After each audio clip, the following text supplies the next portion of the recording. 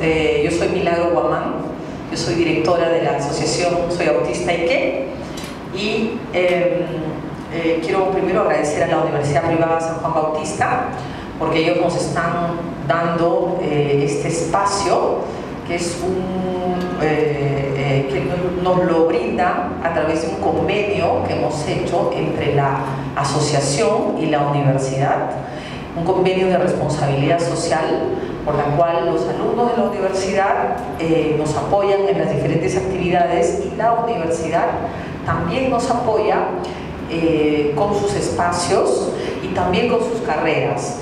Dentro de este convenio, las personas que deseen estudiar las carreras de la universidad, que tiene 16 carreras, incluyendo psicología, tecnología médica, derecho, administración, ciencias de la comunicación, etc. Pero creo que las que más nos interesarían serían psicología y tecnología médica por el tema sensorial. Tienen un 25% de descuento en toda la carrera, las mensualidades, si es que son presentados a través de la asociación, ¿sí? Lo que quieren ellos, lo que queremos nosotros como asociación es de repente tener más padres, psicólogos, especialistas. ¿Qué más intensivo uno puede hacer? ¿Qué curso más intensivo uno puede tener que con su propio hijo, ¿no es cierto? Entonces, tendríamos todas las herramientas, el círculo cerrado para poder ayudar a nuestros hijos en nuestra carrera con un descuento, ¿sí? Es por eso que hemos conseguido que la universidad nos dé el 50% en la inscripción al examen de admisión y el 25% en las mensualidades para las carreras. Son más o menos 16 carreras menos medicina, pero incluye psicología y tecnología médica, que es lo que a mí me parece que sería súper importante para todos nosotros que quisiésemos hacer una segunda carrera, ¿no es cierto? Entonces, eso les quería contar. También les quería contar, bueno, que hoy es un día muy especial porque tenemos dos expositores internacionales. Los voy a presentar a continuación, pero antes de eso quería contarles que el 9 de agosto vamos a tener otro taller en este mismo lugar. El taller va a ser dictado por la doctora Maki Chávez.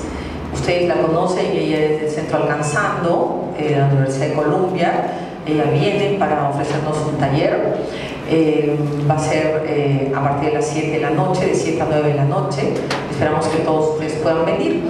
Y así vamos a ir avanzando durante el año con una serie de actividades. Acabamos de lanzar nuestro 6º concurso nacional de pintura para personas con habilidades diferentes. Si sus hijos pintan, si en el colegio practican el arte, ellos pueden participar. La premiación va a ser el día 13 de octubre en un lugar por definir.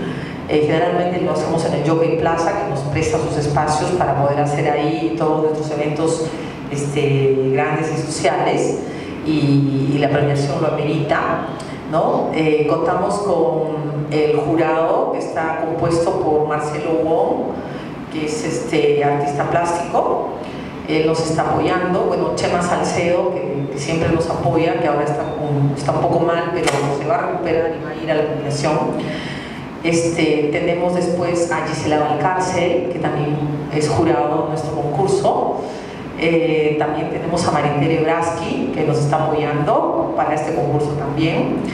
Tenemos a Armi Cava, que es un artista francés que tiene su atelier en Francia, pero que estuvo acá en Perú, supo toda nuestra obra, y él va a ser nuestro jurado internacional, ¿no? Y una serie de personajes más que juntos van a poder elegir las 35 obras maravillosas de nuestros chicos, y estas obras se van a convertir en una exposición itinerante de pintura que la vamos a llevar por algunos lugares del país. Entonces, sin más preámbulo, yo quiero presentar a Gregorio Silva y a Marta Olivera. Ellos vienen de la Universidad de Mérida, la Universidad de los Andes de Mérida, de Venezuela. Ellos pertenecen a un grupo, no sé si es como Soy Autista y qué, yo creo que es mucho más grande, se llama Red para Crecer, Ellos, Red para Crecer, agrupa una serie de organizaciones a nivel Latinoamérica, me parece, ellos nos lo van a explicar, y Red para Crecer compila mucha información de todas estas organizaciones y la hace pública. De hecho, nosotros estamos grabando todo este taller el día de hoy y lo vamos a colgar en YouTube, por si algo no quedó claro, lo vamos a tener ahí y lo vamos a poder ver. Quería contar algo muy breve antes de cederles la palabra, es que estamos inaugurando nuestras entrevistas en vivo por Facebook. Hemos conseguido que la universidad nos preste su estudio de televisión con una señal súper nítida, clara, de audio y todo lo demás, y vamos a llevar al set de televisión a diferentes especialistas para que en vivo ustedes les puedan ir preguntando cosas y ellos puedan ir respondiendo, nos cuenten acerca de los métodos terapéuticos, el trabajo que hacen con los niños, cómo ayudar a mi niño si tiene tal o cual situación, o mi alumno, en el caso de las profesoras y de los padres aquí presentes. Entonces, sin más preámbulos, yo pido un fuerte aplauso para nuestros expositores invitados.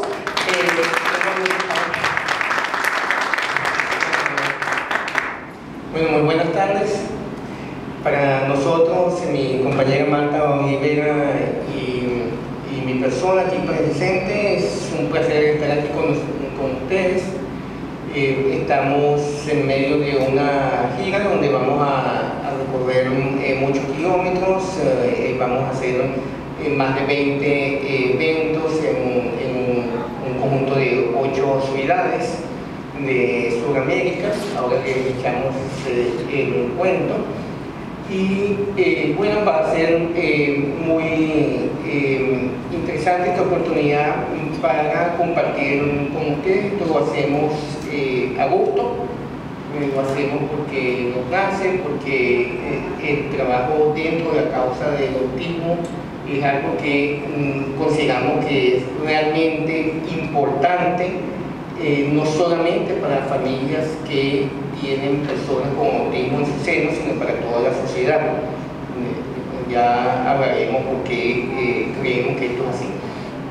Bueno, en cualquier caso, para comenzar, antes de explicarles un poco más la dinámica de lo que vamos a hacer esta tarde, quisiéramos conocer un poquito de ustedes. Entonces, aquí me gustaría que levantaran la mano quienes de ustedes son padres, madres de un niño con autismo. ¿Ok? Quienes de los que están aquí presentes son docentes. Fisioterapeuta. Quienes son terapeutas de lenguaje, fisioterapeutas, ¿okay? ¿Algún psicólogo? ¿Psiquiatra? Y bueno, cosa interesante que tenemos algunos hombres aquí, porque normalmente el autismo es una fiesta de mujeres. Entonces, los felicitamos a los que están aquí presentes, porque realmente hace falta todavía mucho trabajo de inclusión social, de que los hombres entiendan que esto también es una fiesta que lo debería incluir. Así que bueno, aplauso para los hombres.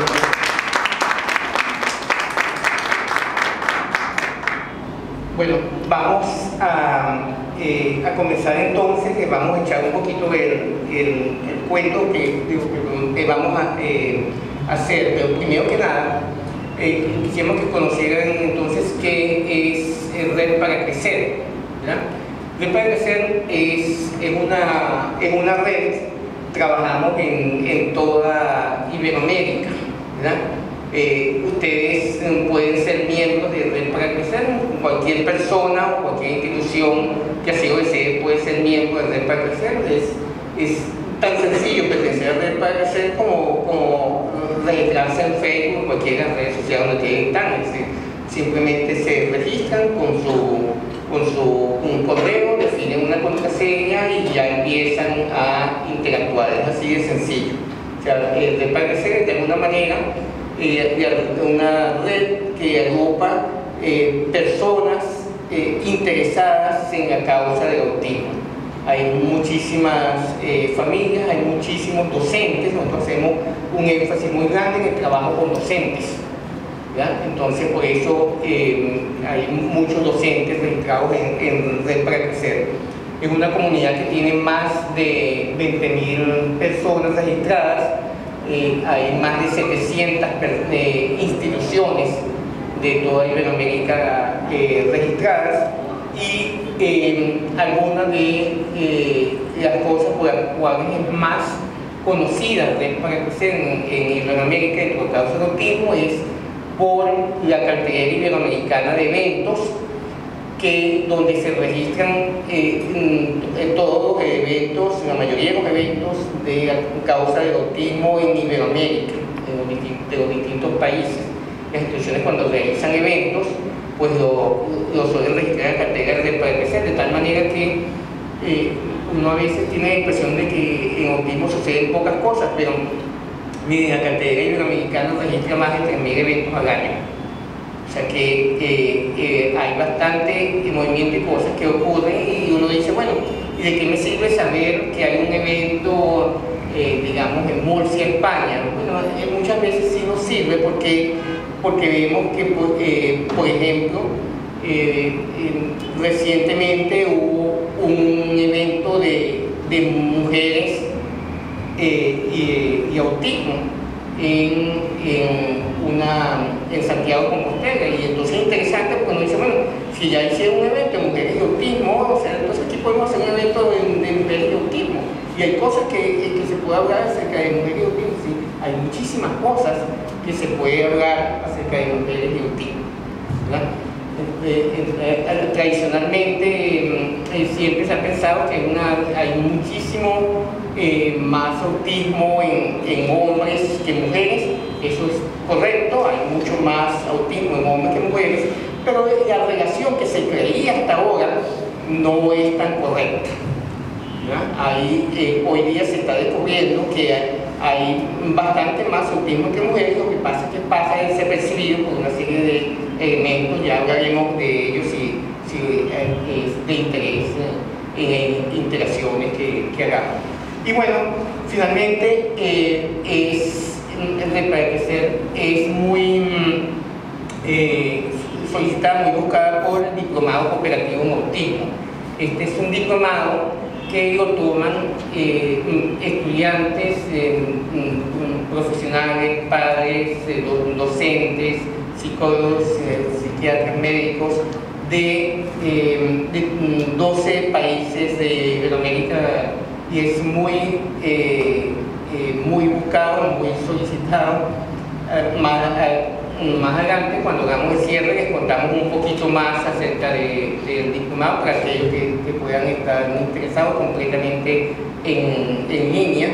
Es intensivo, es teórico y práctico, es muy comprensivo, es decir, abarca infinidad de aspectos de todo lo que es el autismo, y es por eso la razón por la cual se ha convertido prácticamente en la referencia para tener un conocimiento sólido de autismo para aquellos interesados en profundizar y que están dentro del mundo hispanoparlante, ¿verdad? Entonces, bueno, uno puede preguntarse ¿por qué hablar de autismo? Y le voy a dar la palabra a mi compañera aquí, Marta Olivera, para que le cuente por qué es importante hablar de autismo. Bueno, buenas tardes, Dima.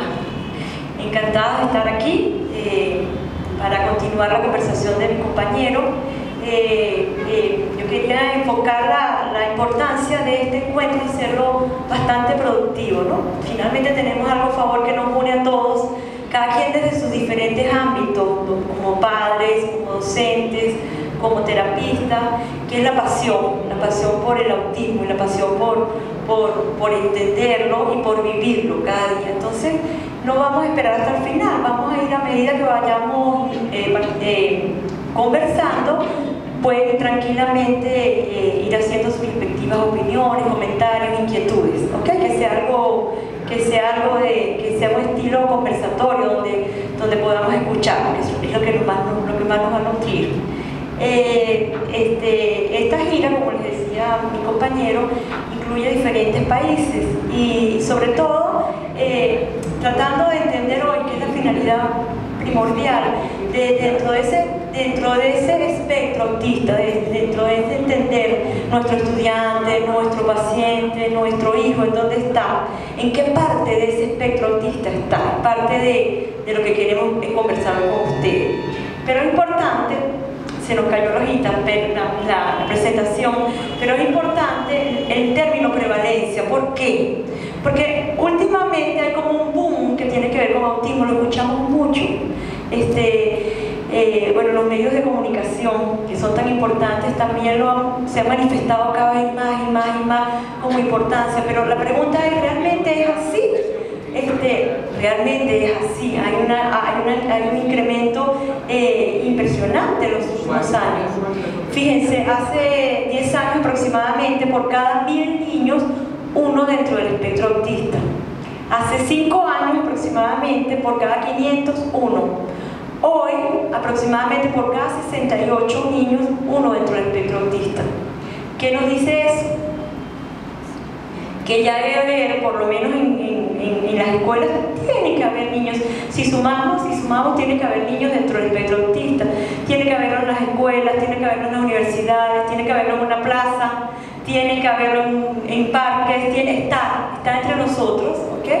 A diferencia, no hay una característica física que lo determine, está simplemente, ¿no? Esa es la parte que es importante entender para partir de aquí. Hay una prevalencia que nos dice que es importante atender el autismo, ¿ok? Otro punto dentro de esto, y para eso vamos a partir, es entender qué es el autismo. Estoy segura que todos lo tenemos claro aquí, pero un poquito profundizarlo, ¿no? Ya estamos hablando de espectro autista.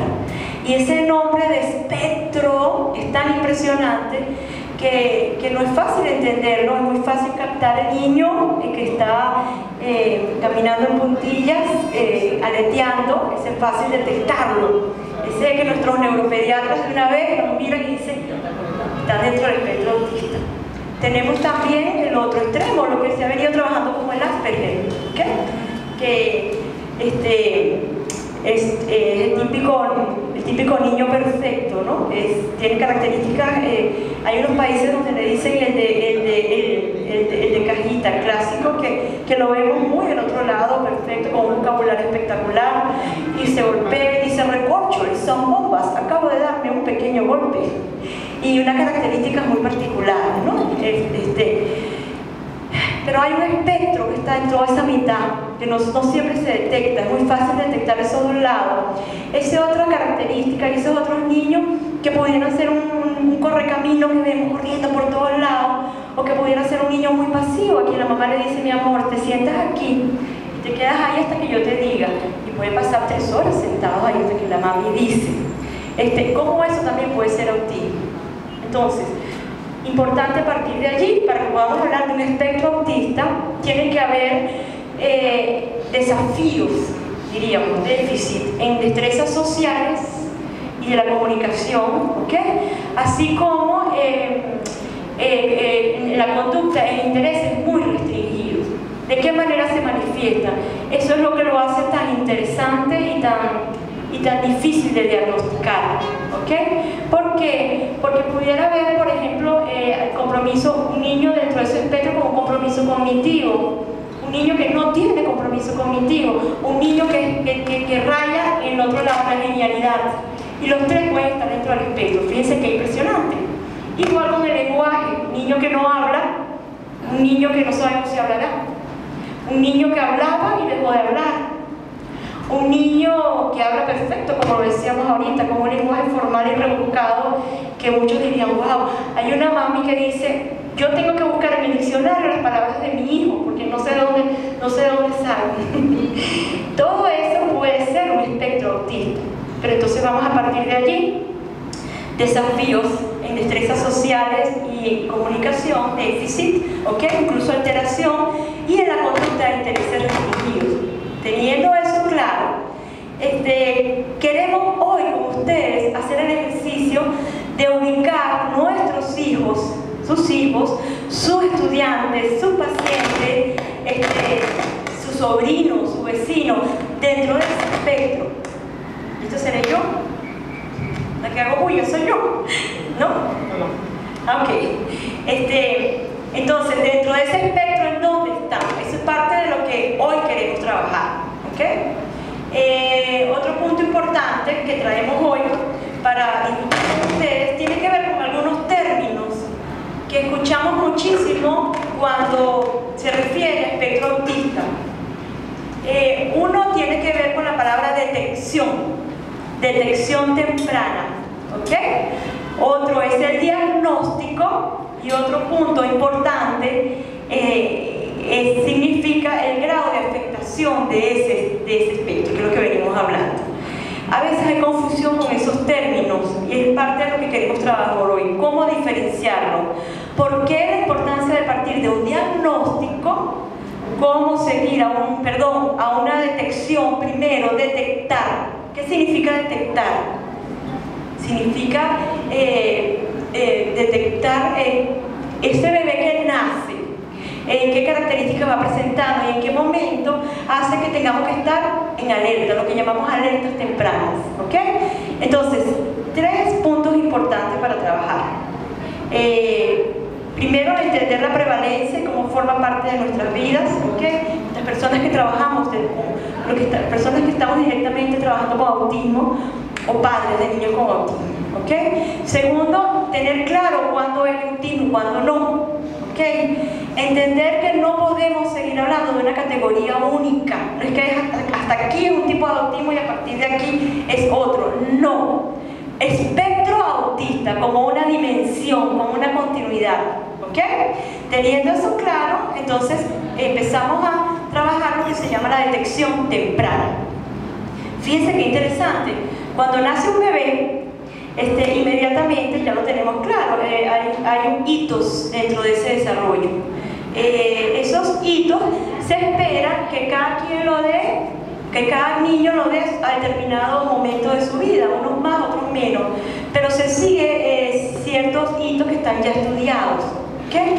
¿Qué es lo que pasa con nuestros niños TEA, con nuestros niños dentro del espectro, o nuestros niños que pudiesen estar dentro de ese espectro? Que o hay una parte de ese desarrollo que no se adquiere, o no se ha adquirido, perdón, o hay unas conductas atípicas o algo que se espera y aún no llega. Entonces, ¿qué es importante conocer ese desarrollo? ¿Okay? Un bebé que a los meses nosotros le digamos, ¡ay, amor!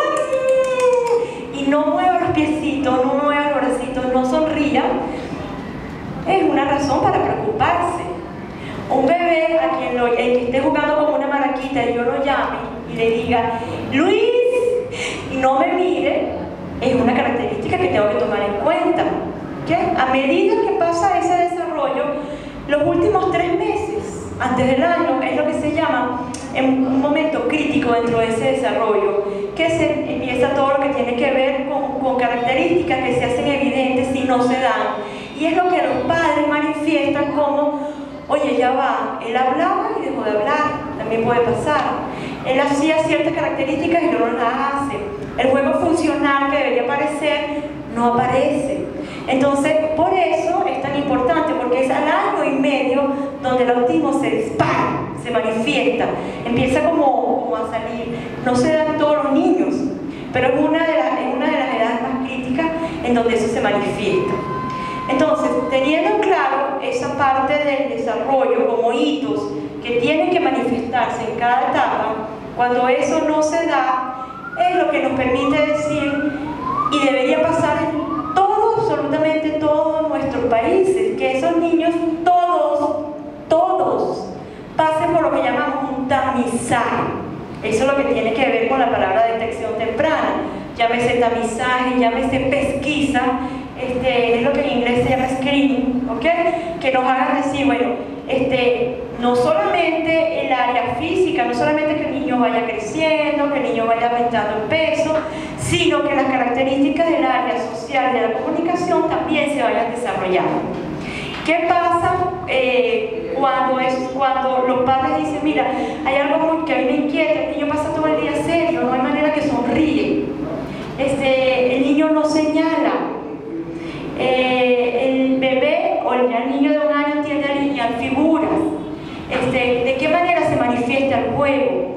Todo eso es lo que nos permite entonces hablar de una pesquisa, y es lo que vamos a explicar. Bueno, vamos a hacer otra preguntita para conocerlo un poco más aquí en el auditorio. ¿Quiénes de ustedes tienen su niño con autismo menor de 4 años?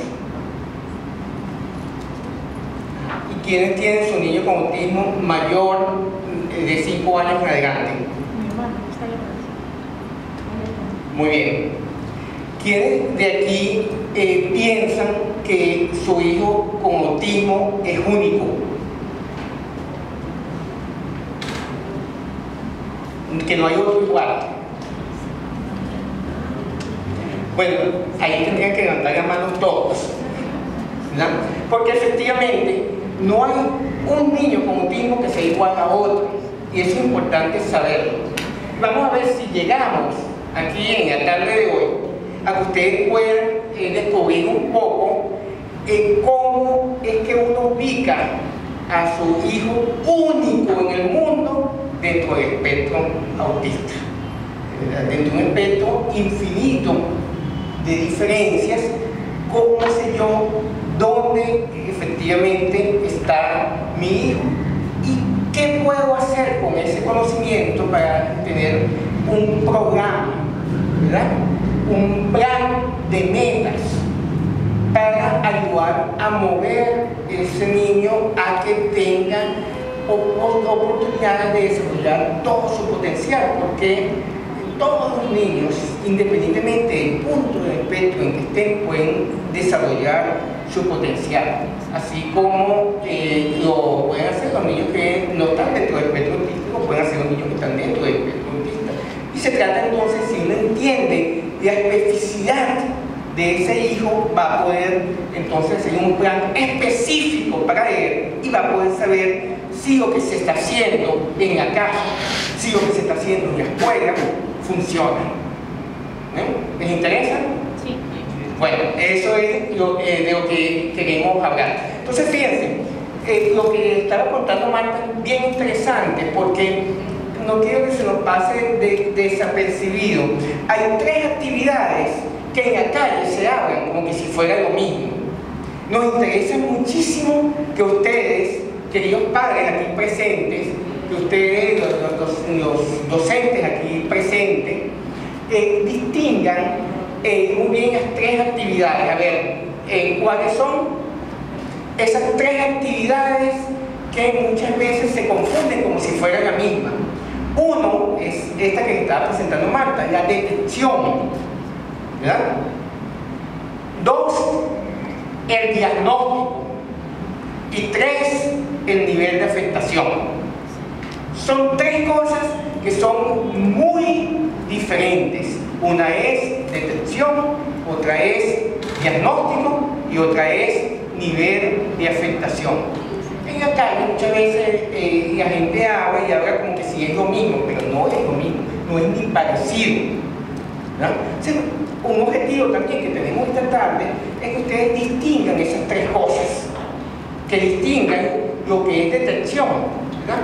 Que es ese proceso que les estaba contando Marta, donde todos los niños idealmente deberían pasar por ese proceso de detección, de tamizaje. Es decir, cuando decimos todos los niños, son todos, no todos que están dentro del espectro autista, no, todos. Eso es muy importante. ¿Por qué? Porque cuando uno tiene un hijo, uno quiere lo mejor para el hijo, y entonces, ¿qué hace? Lleva a ese hijo al pediatra, a una cosa que se llama control de niños sanos. ¿Sí o no? ¿Ustedes lo llevan? Claro, todos los padres lo hemos hecho, lo vamos a seguir haciendo. Donde se hace bien el control de niños sanos, no es solamente medir la circunferencia craneal, y a talla, y móntate aquí en la balanza para ver el peso. Todo eso está muy bien y es necesario, porque efectivamente si el peso está deficiente o si el peso es demasiado alto, si la talla es muy pequeñita o la talla es muy alta, si hay un rollo con la circunferencia craneal, todo eso hay que saberlo. Pero también habría que saber otras variables, también habría que saber otras cosas que pertenecen a otras esferas del desarrollo, que también es desarrollo humano y que también deberíamos estar pendientes de ello, ¿verdad? Entonces de eso es de lo que se trata, ¿verdad? Y para eso entonces hay instrumentos, ¿verdad? Y estos instrumentos, si quieren me muestran adelante, estos instrumentos que se usan para hacer este tamizaje con todos los niños son instrumentos como este, como el QChat o el NChat, ¿verdad? Que son instrumentos muy sencillos que, otra vez, donde se hace bien, se maneja desde el consultorio pediátrico. Es decir, los pediatras deberían estar enterados de que existen estos instrumentos, y entonces cuando los padres están afuera le dicen: mira, ve llenándome esto, y después si tienen alguna duda le consultan a la enfermera, y después entonces se hace la puntuación, etc. Es muy sencillo. Ustedes copiaron la dirección de Red para Crecer, la que aparecía al principio, www.redparacrecer.org. Entonces fíjense, con esa dirección van a poder conseguir muchas cosas muy fácilmente. Si ustedes, por ejemplo, escriben redparacrecer.org/QChat, van a tener información del QChat, o sea que no tienen que copiar estas cosas que están aquí ahorita. Y si escriben redparacrecer.org/MChat, pues van a tener información del MChat. Y así, o sea, por ejemplo, ya les contamos del diplomado. Si ustedes, algunos de ustedes quieren realmente aprender acerca del autismo y quieren hacer el diplomado de autismo, pues podría escribir redparacrecer.org/diplomado. Y ahí tienen toda la información del diplomado, así de sencillo. Bueno, estos son instrumentos de tamizaje, ¿verdad? Que son instrumentos muy sencillos, ¿verdad? Creo que más adelante hay una lámina. Fíjense, por ejemplo, esto es una parte de lo que es las preguntas que la familia tiene que contestar cuando tiene en sus manos el QChat, que uno de estos dos instrumentos de tamizaje. Son preguntas muy sencillas. Por ejemplo, la pregunta no es tu hijo aguetea. A lo mejor los padres no saben lo que es aguetear, pero se le pregunta: ¿realiza su hijo movimientos raros con los dedos cerca de los ojos? Entonces uno puede contestar: sí, muchas veces al día, o no, algunas veces al día, o no, muy raramente, o no, nunca lo hace. Por ejemplo, que no lo entiendo, ¿qué clase de un movimiento, por ejemplo, que si hace esto o hace esto, es decir, movimiento con los dedos, pues. Y es decir, tú puedes contestar que sí o que no, porque además, otra vez, Pedro lo hace y Juan no lo hace y no hay ningún problema, o sea, pero esa pregunta no habría que hacerse a los niños que son medio extraños, no, habría que hacerse a todos, ¿verdad? Después, por ejemplo, ¿cuánto tiempo tu hijo se mantiene con unos objetos fijos durante todo el día? Entonces, la mayor parte del día, varias horas, media hora, o sea, se queda pegado a algo. O tu hijo parece hipersensible al ruido, es decir, de repente se tapa los oídos. Entonces, tú puedes decir: sí, siempre lo hace, ¿no? Habitualmente lo hace. Algunas veces lo hace, muy raramente lo hace, no, nunca lo hace. Nada de todas esas cosas se puntúan. Fíjense que son preguntas muy sencillas, ¿verdad? Y esas preguntas al final hay un algoritmo que sirve para saber qué lo que contaba Marta, es decir, aquí estamos hablando, ¿se recuerdan de las tres cosas que teníamos que distinguir? ¿Cuáles eran? Detección, diagnóstico y nivel de afectación. Aquí estamos hablando de ¿qué? De detección, es decir, que aquí no estamos diagnosticando, no queremos diagnosticar, ¿verdad? Nadie, la primera aproximación para un niño, y menos para un niño que recién está comenzando a diagnosticar, no, simplemente queremos ver si ese niño podría eventualmente, quizás, tal vez, estar dentro del espectro autista. Solamente eso. Porque si es eso, si podría estarlo, entonces vamos a diagnosticar, a que lo vea un equipo de profesionales para que tenga un diagnóstico, un buen diagnóstico, y hablaremos de qué es un buen diagnóstico. Pero en la primera instancia, qué interesante es esto, y queridos padres aquí presentes, ¿verdad? Que hubiese gustado que con su hijo, de cuando tenía 12 meses, 18 meses, 24 meses, los atendieran así. Sí. Todos los padres lo quisieran, o además todos lo deberían querer.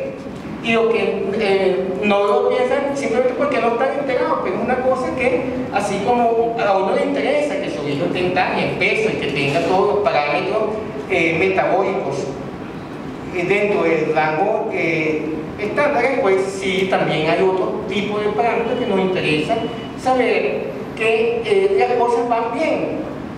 Y si hay algo que observamos que es como extraño, pues entonces vamos a indagar más.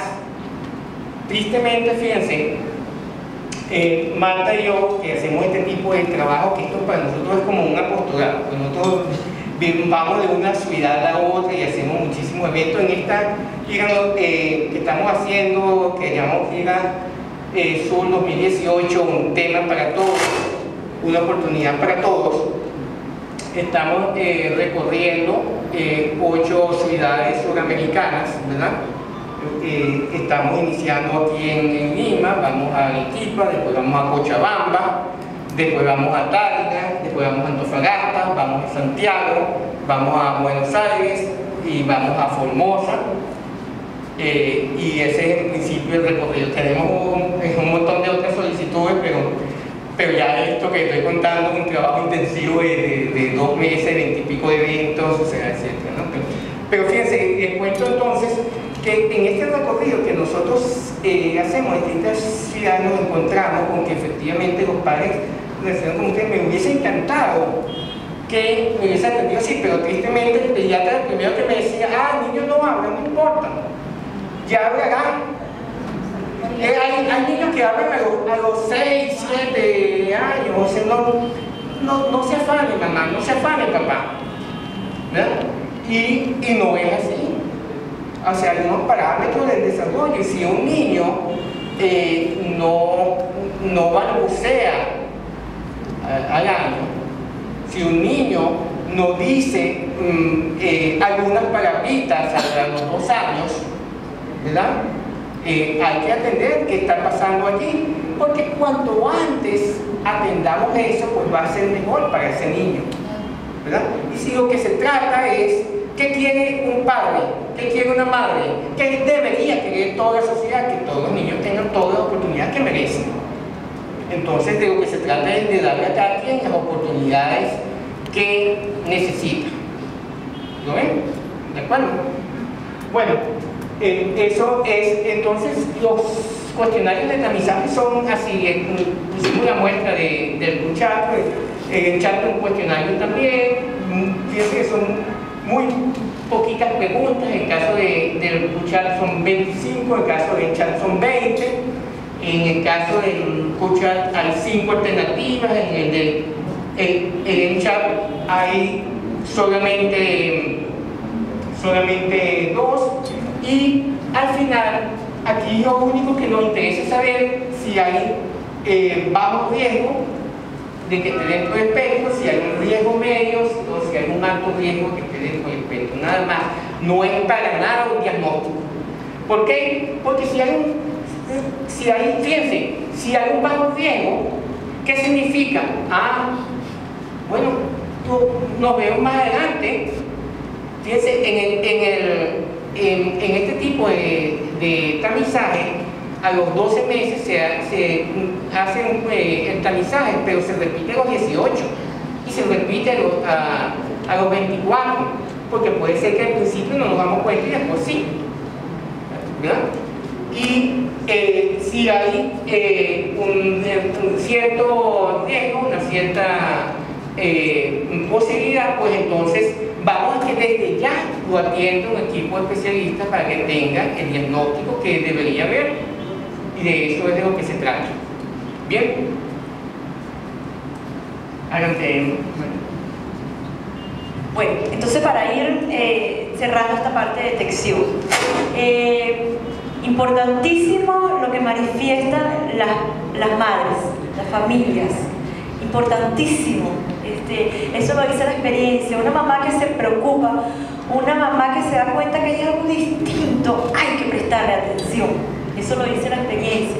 Muchas veces en consulta hay mucho llanto, en decir, oye, yo lo dije. Y muchas veces el pediatra me dijo, no te preocupes, ya hablará. ¿Y si lo hubiese hecho antes?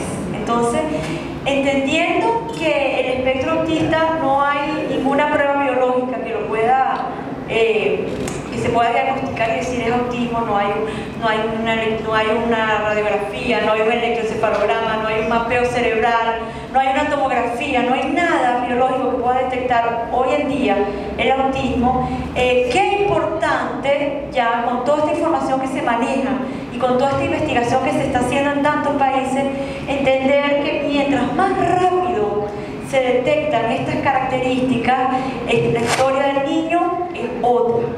No es lo mismo el adolescente que llega a consulta de 13 años, que se acaba de diagnosticar, al niño que vamos observando todas esas alertas y podemos trabajar rapidísimo. ¿Tú vas a hablar? No. Ok, entonces, importante la pesquisa, ¿ok? Importante el cuestionario. ¿Quiénes lo aplican? Todos.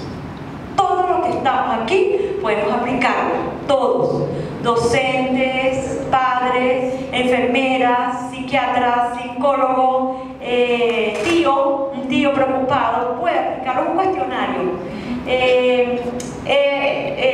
Hay bastantes, ¿okay? Esto que estamos presentando hoy aquí, que es el CUCHAP, tienen bastante confiabilidad y validez y son bastante utilizados en países donde funciona. El CUCHAP tiene yo digo que a favor, que le gusta mucho a los padres, que tienen los dibujitos al lado y nos ayudan como a entender a qué se refiere. Por ejemplo, cuando hablamos que lo que salía aquí en algún momento que decía que el niño no señala, ¿okay? Pudiéramos ver eso como trivial, es normal, todos los niños señalan. No todos los niños señalan.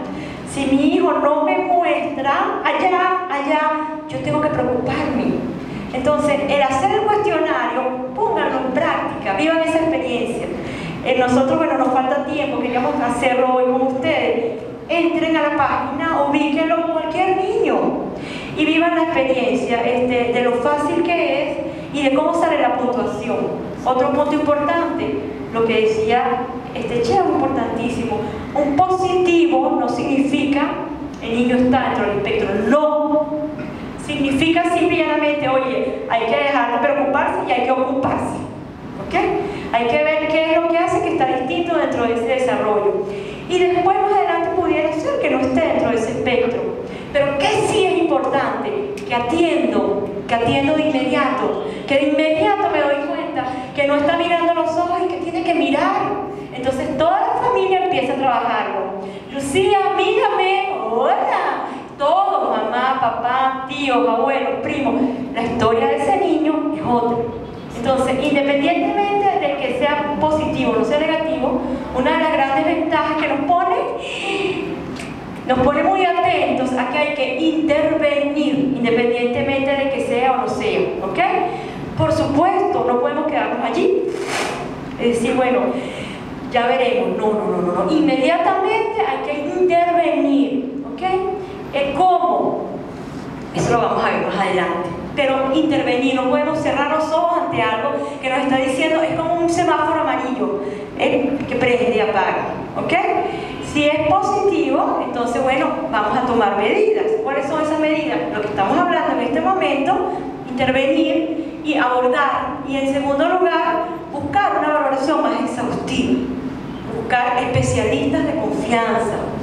Buscar personas que estén trabajando dentro del espectro autista, que tengan la preparación y que tengan, que pueda hacer una evaluación muy completa y exhaustiva para llegar al segundo punto, que es el que vamos a trabajar a continuación, que es diagnóstico, ¿ok? Bueno, no sé si me faltó algo aquí, Cheo. ¿La última lámina? Ok, bueno, ya lo dijimos. Viene el diagnóstico, ¿ok?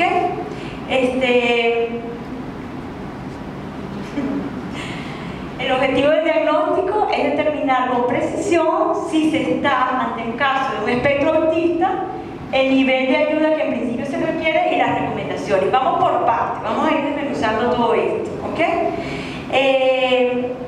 Las alertas persisten, las características que estábamos viendo en ese niño se mantienen. Es evidente que hay algo distinto que está pasando dentro de ese desarrollo y se empieza entonces a buscar el diagnóstico. Primero, ¿qué es importante? ¿Quiénes diagnostican? Esa pregunta siempre ha estado como un poco imprecisa, ¿no? Eso lo vemos mucho en nuestros países. ¿Qué es lo importante? Fíjense, siempre tiende a pensarse como primera opción un neuropediatra. Es importante, ¿ok? Pero es importante también entender que un neuropediatra no va a detectar el autismo a través de exámenes, lo que dijimos ahorita, eso en ese programa no va a salir TEA, ¿ok? Entonces no es un pediatra solo, perdón, no es un neuropediatra solo ni un pediatra solo, es un equipo. Tiene que haber un equipo completo que maneje todas esas características, un psicólogo, un psiquiatra, un psicopedagogo que maneje las áreas de desarrollo, un terapista de lenguaje que entienda esas características. Es como una valoración exhaustiva y completa. También hay unos instrumentos.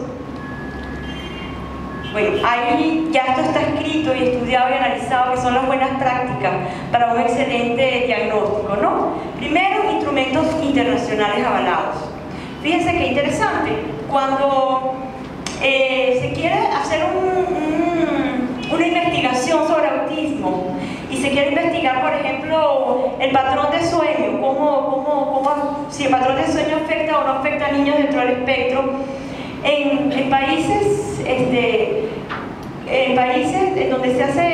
donde se hace este tipo de investigación que tengan que incluir niños sin ninguna condición y niños dentro de esta condición, ¿cómo los seleccionan? Se selecciona a través de instrumentos internacionales que lo avalen. Entonces ese sería el grupo de niños que salen dentro del espectro.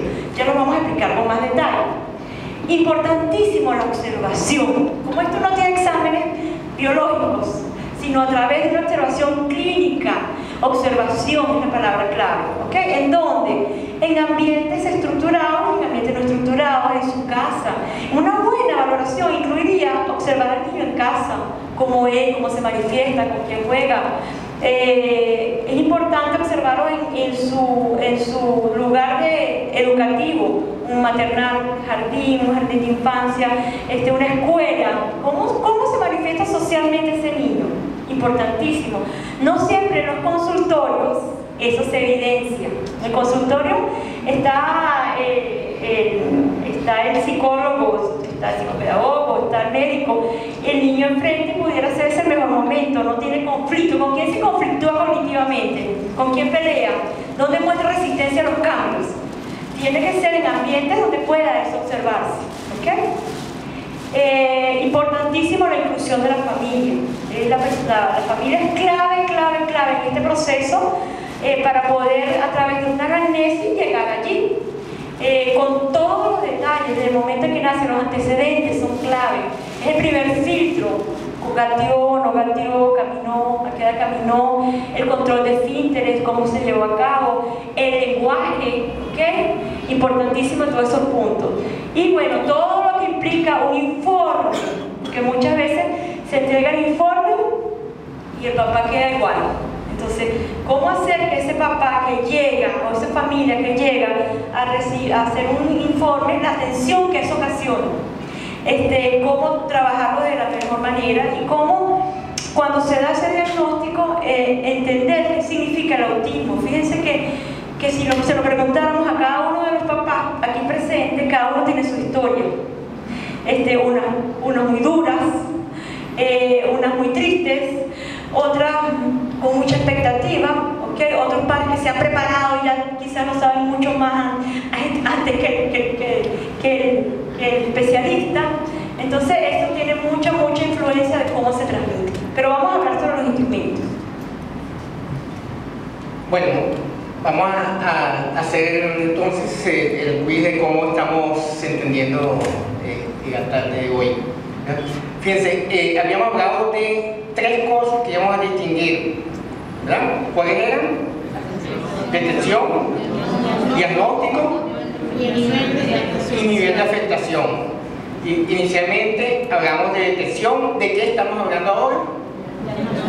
De diagnóstico.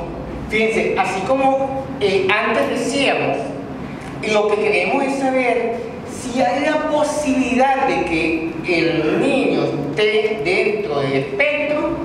Entonces hacemos el tamizaje y si es positivo, pues que vaya al diagnóstico. Pero entonces ahora estamos hablando del diagnóstico. Y es interesante esto porque otra vez hemos recorrido muchas ciudades, muchos pueblos, muchos sitios y nos encontramos con historias muy tristes en relación al diagnóstico, ¿verdad?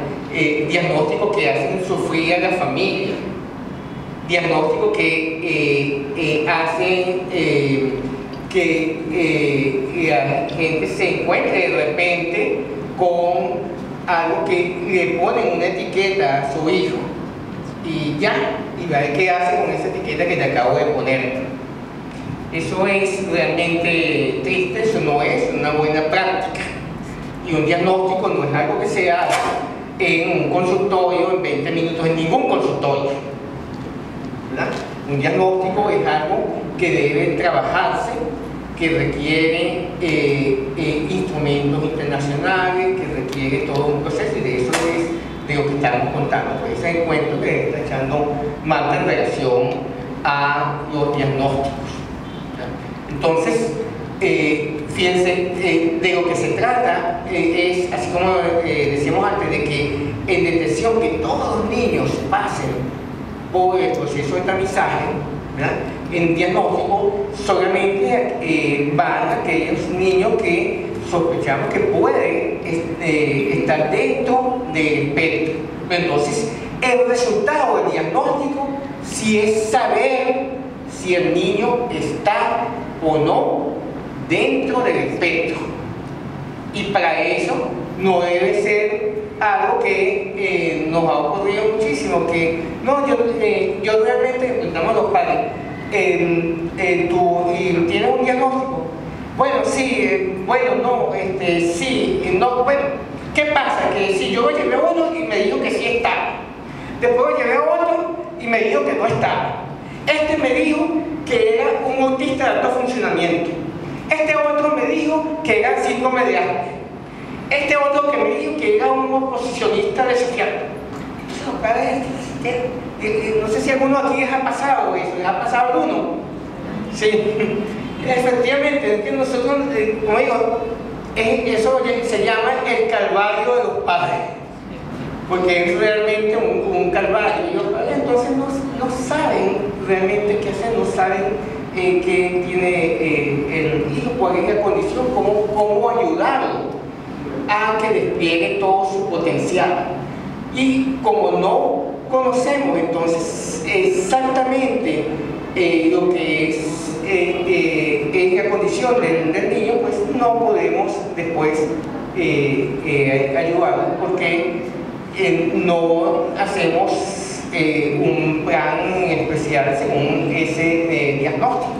Entonces sí es importante tener un buen diagnóstico, y para eso no es como también nos ocurre, no sé si aquí en Lima les ha ocurrido también a algunos, que en las escuelas le dicen: no, este niño no se aguanta, que se lo lleven los padres, lo lleven al neurólogo y que venga con un electroencefalograma, porque si no, no lo vamos a aceptar más en la escuela. Y esa historia se repite montones, y realmente no refleja que la escuela sabe, sino refleja que la escuela no sabe. ¿Por qué? Porque no hay ningún electroencefalograma que diga A, B o C en relación al autismo. No hay nada de autismo que salga en un electroencefalograma. Es decir, que en la escuela que se hace eso no está mostrando conocimiento, sino está mostrando ¿qué? Ignorancia, tristemente. ¿Okay? Entonces, ¿qué se trata? Efectivamente, si un niño en la escuela está muy quieto, pues habría que ver por qué ese niño está tan quieto. No decir: ay, ese niño es una maravilla, se está quietito en ese pupitre. Eso no, si está demasiado quieto es un problema.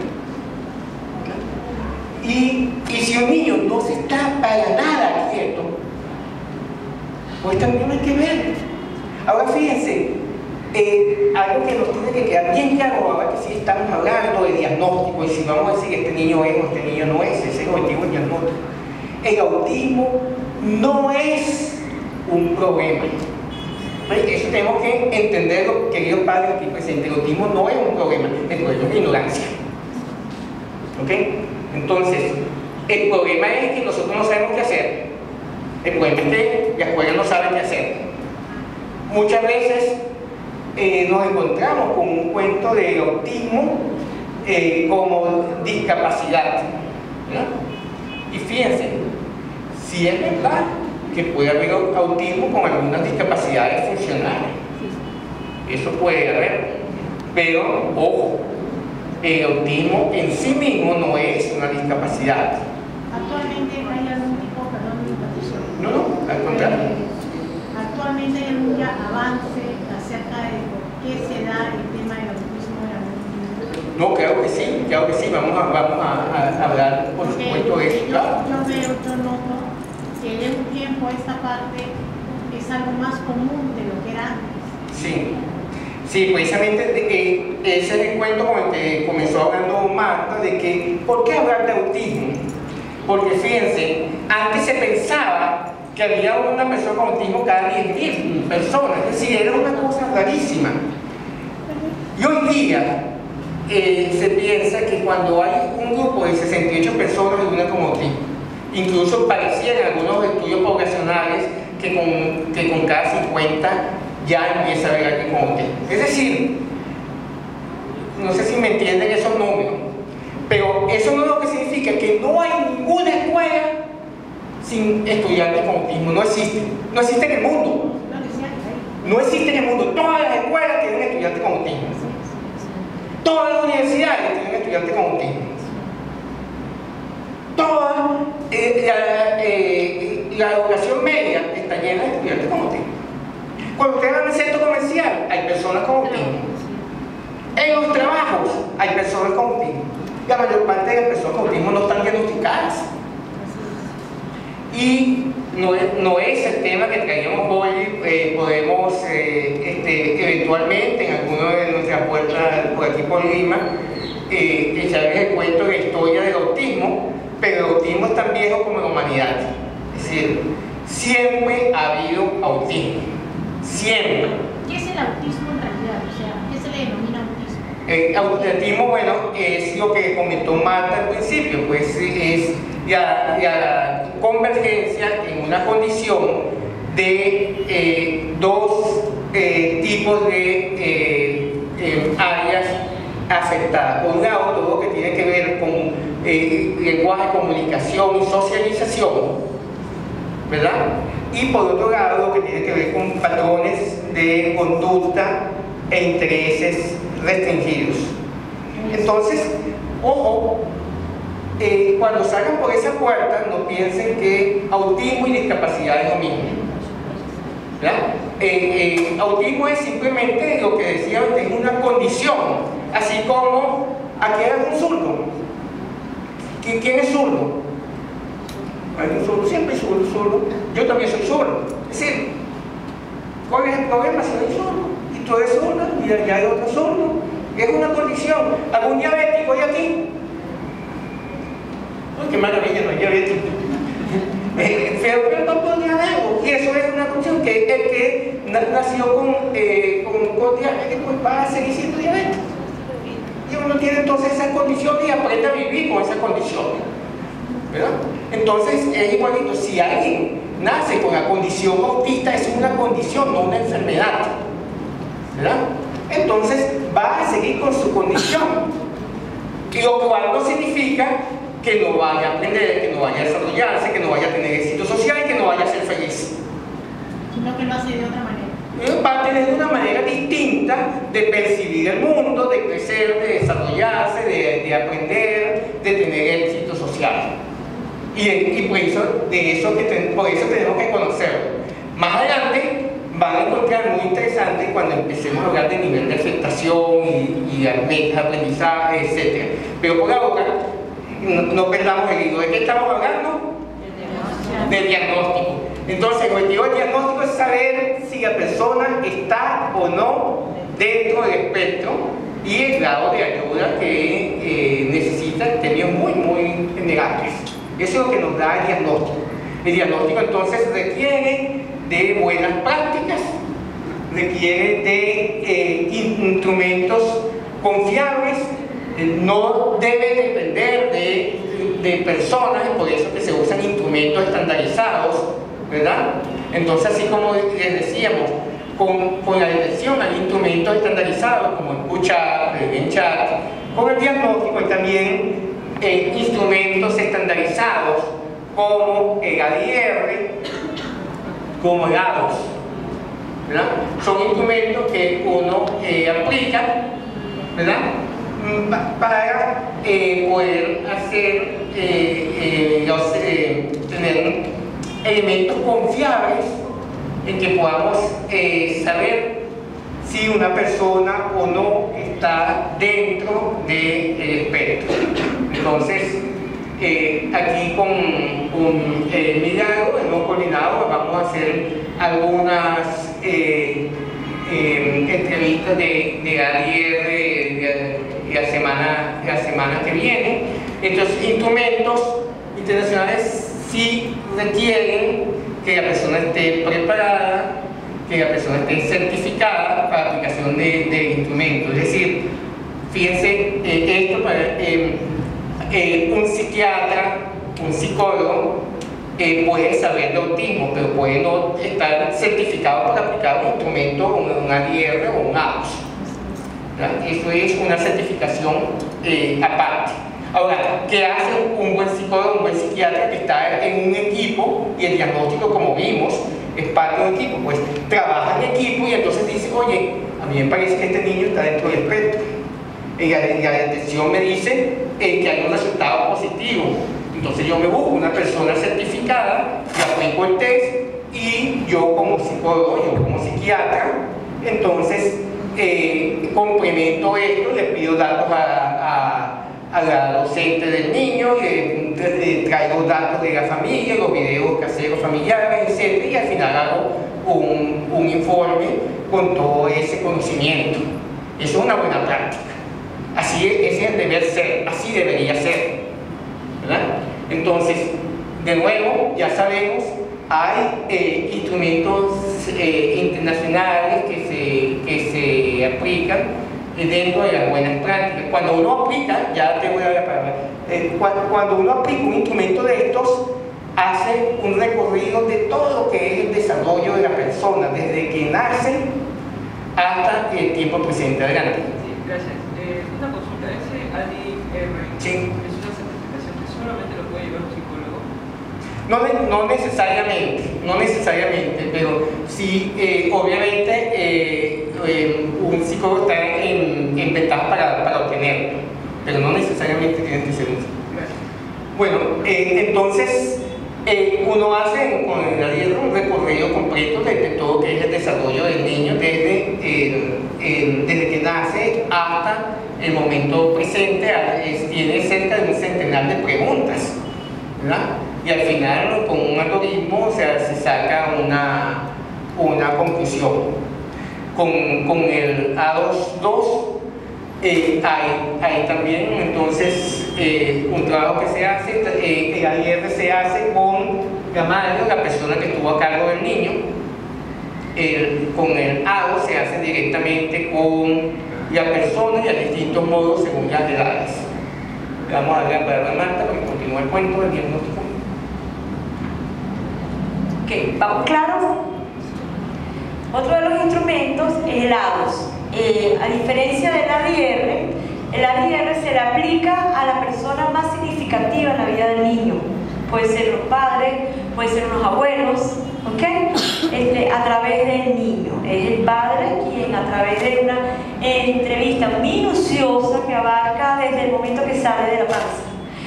Con todos los detalles se va escudriñando las áreas que hablamos al principio, toda la parte social, toda la parte de la comunicación y lenguaje y lo que tiene que ver con intereses restringidos, ¿no?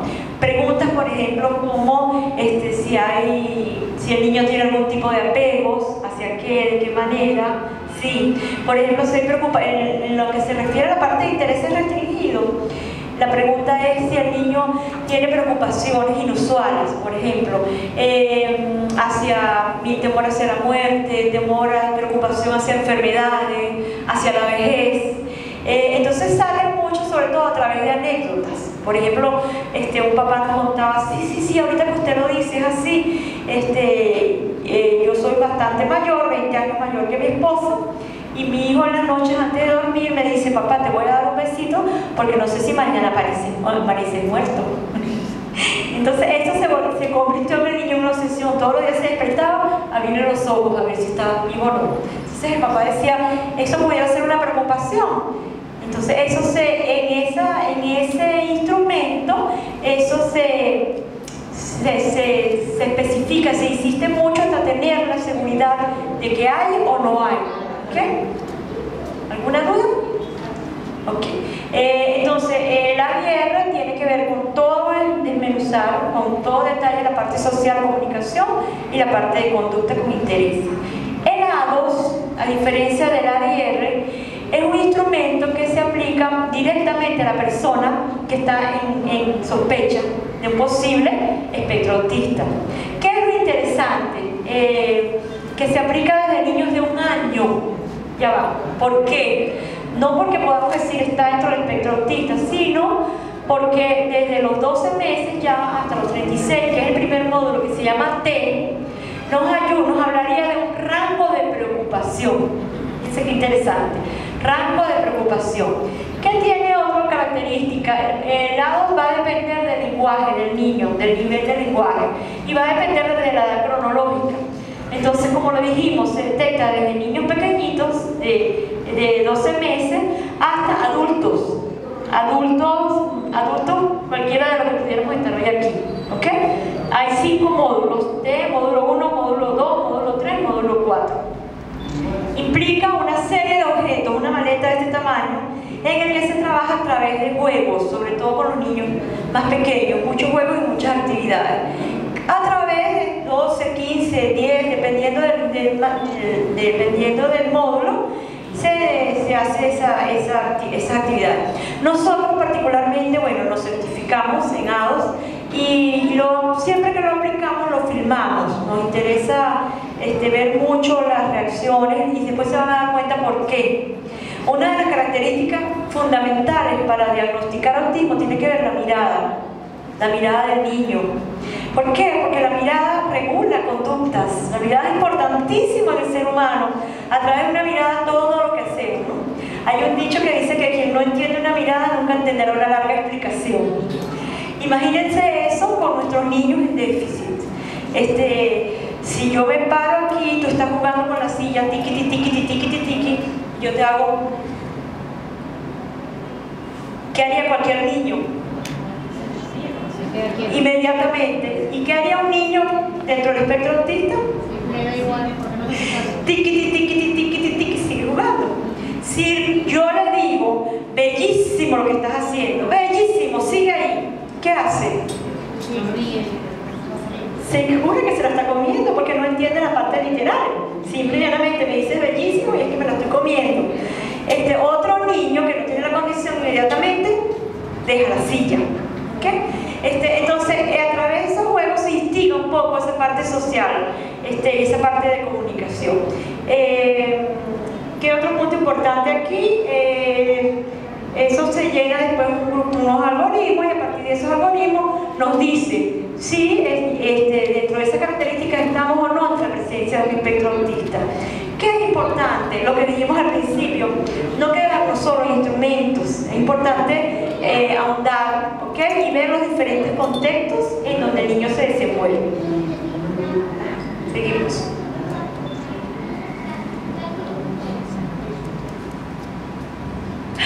Hablamos de detección, por allá. Hay una edad mínima para diagnosticar, o sea, para realizar el diagnóstico. Sí, fíjate, lo que hablamos al principio, ¿no? Ese bebé que nace, que la mamá va observando y va mirando a la familia y va detectando, es lo que hablamos del primer puntico que es importante, que no podemos diagnosticar, vamos observando. A partir de lados, que es el instrumento que se utiliza para diagnosticar, no antes de los 2 años no habla de diagnóstico, habla de rango de preocupación, incluso hasta los 36 meses, se va un poco más allá, 12, 24, 36, ¿ok? Ya hay instrumentos en donde a partir de esa edad empieza a hablarse de hacerse un diagnóstico mucho más definido. Antes se habla de rango de preocupación. ¿Qué es lo que nos dice? No es tan sencillo ya como la detección temprana que nos dice hay algo, llámese, no tenemos nombre, no necesariamente tiene que ser un espectro autista, ¿ok? Pero hay algo que está funcionando distinto.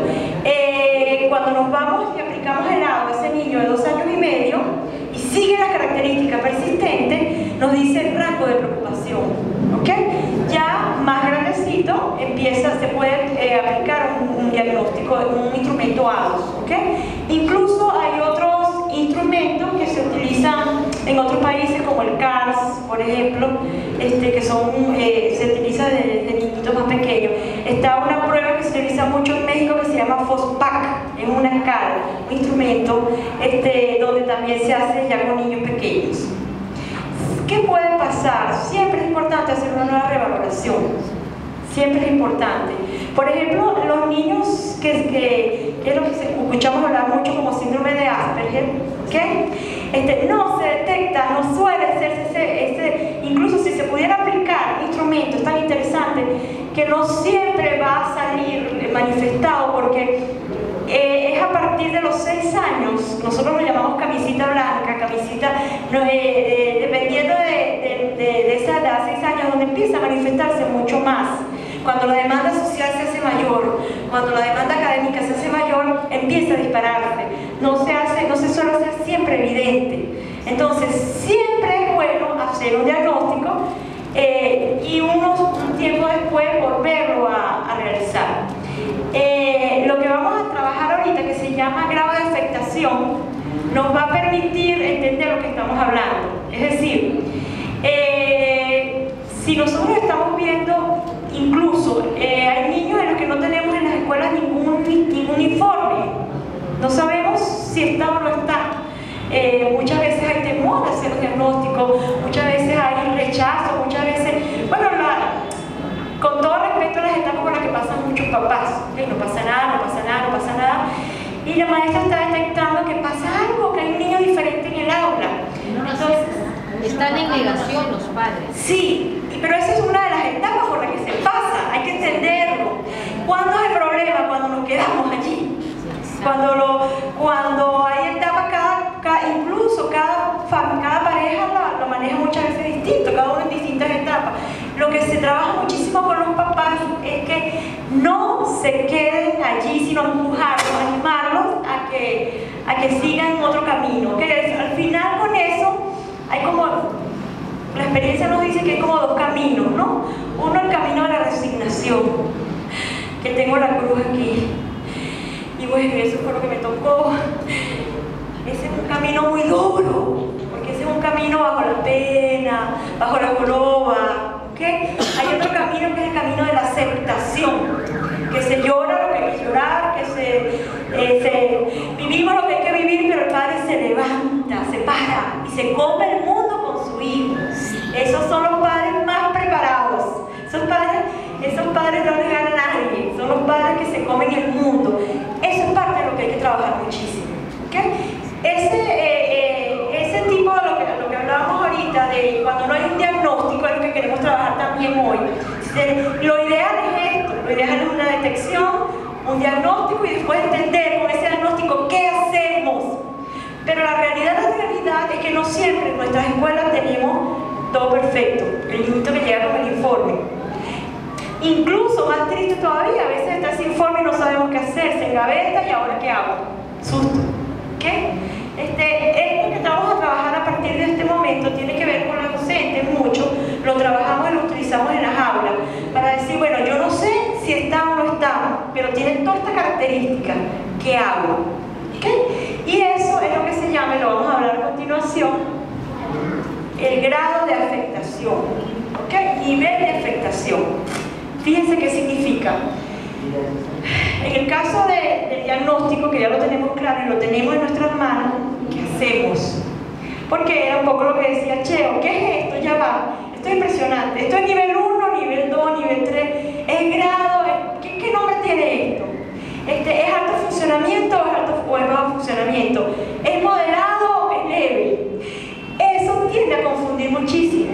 Se hablaba de si era autismo clásico, si es síndrome, si es Asperger, si es desintegrativo infantil, si es RED, eso a partir del año 2013 entra en un solo nombre, que es trastorno del espectro autista, ¿ok? Y allí hablan en efecto de un nivel 1, si necesita apoyo, de un nivel 2, si necesita un apoyo sustancial, de un nivel 3, si el apoyo mucho mayor. Pero es que nosotros queremos hoy trabajar con ustedes algo que existe desde hace mucho tiempo y que se trabaja, y donde se trabaja funciona muchísimo, tiene grandes aciertos para los padres, y es entender en qué parte del espectro autista está mi hijo. Entonces eso es lo que vamos a hacer a partir de este momento, ¿okay? Bueno, muy bien. ¿De qué empezamos a hablar? De nivel de afectación. Muy bien, están sacando 20 hoy. Bueno, fíjense que queridos padres, qué interesante esto. Ya vimos cuál es el deber ser de la sociedad en relación a la detección. Vimos, no es exactamente la historia que vivimos, pero ya entendemos qué es deber ser. Luego vimos cómo era el deber ser en términos de diagnóstico, cómo es un diagnóstico cuando se hace bien, ¿verdad? Pero ahora vamos a ver una parte que tiene implicaciones muy directas al trabajo en la familia, al trabajo en la escuela, al trabajo en equipo entre la familia, la escuela y el centro de atención o los profesionales que atienden a ese niño, ¿verdad? Porque esto de nivel de aceptación es tratar de responder a eso que todos tenemos conciencia, que comentamos antes, de que cuando conocemos una persona con autismo, ¿qué conocemos? Una persona con autismo. ¿Qué no conocemos? El autismo. Es decir, una cosa es el autismo, otra cosa es esta persona. Cada persona es única. Entonces, ¿cómo entender eso que es mi hijo, que tiene la condición autista? ¿Verdad? Y cómo saber qué es lo que él lo define y por qué es diferente de tal otro amigo de la casa que también tiene la condición autista, pero que es diferente.